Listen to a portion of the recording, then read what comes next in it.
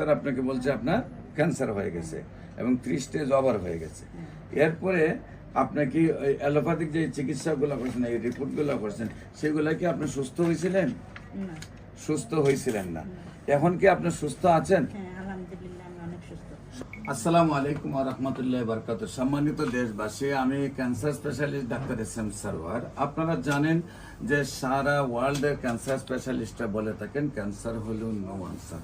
Cancer হলে মৃত্যু হবে, এটাই স্বাভাবিক। আমরা সাময়িকভাবে চিকিৎসা দিয়ে থাকি, এক সময় ক্যান্সারে মৃত্যু হবে, এটাই মেনে নিতে হবে।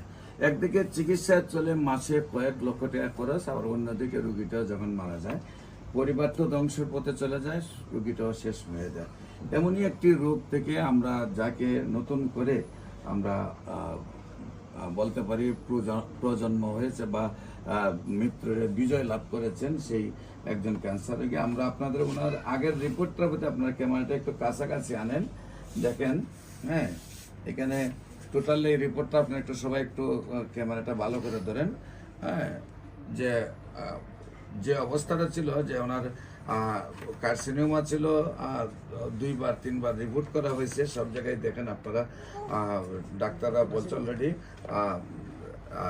3 স্টেজ ওভার ক্যান্সার হয়ে গেল। এই তখনকার সময় ওনার ব্রেস্টে ছিল ব্যথা নাকি, এবং শারীরিকভাবে অসুস্থ ছিলেন। এমন অবস্থায় আমার কাছে কতদিন আগে চিকিৎসা করছেন? 4 মাস আগে চিকিৎসা করার পর আমরা এখন আবার রিপোর্ট করছি।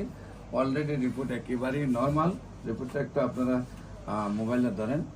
টোটালি রিপোর্টটা নর্মাল, এবং সব রিপোর্টে একবারে নর্মাল আসছে, এবং আল্লাহর অশেষ রহমতে উনি শারীরিক কি এখন কোনো সমস্যা আছে?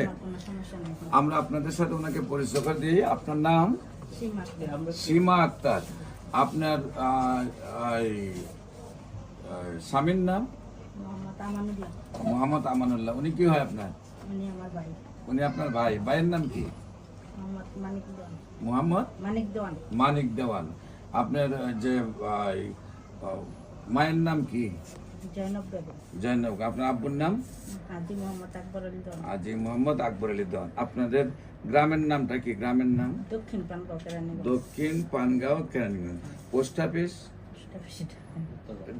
কেরানীগঞ্জ, থানা কেরানীগঞ্জ, জেলা হইল ঢাকা। মানে আপনারা ঢাকারই লোক। হ্যাঁ, তো আপনার শারীরিক কি কি প্রবলেম গুলা দেখা গেছিল? আমার বেস্ট অনেক ব্যথা ছিল, শরীরে জ্বর থাকতো, ঘুম হতো না, মাথা ঘুরাইতো, খাবারের রুচি ছিল না। বেস্টে অনেক ব্যথা ছিল, শরীরে জ্বর ছিল, খাবার রুচি ছিল না, ঘুম ছিল না, এই সমস্যাগুলো ছিল।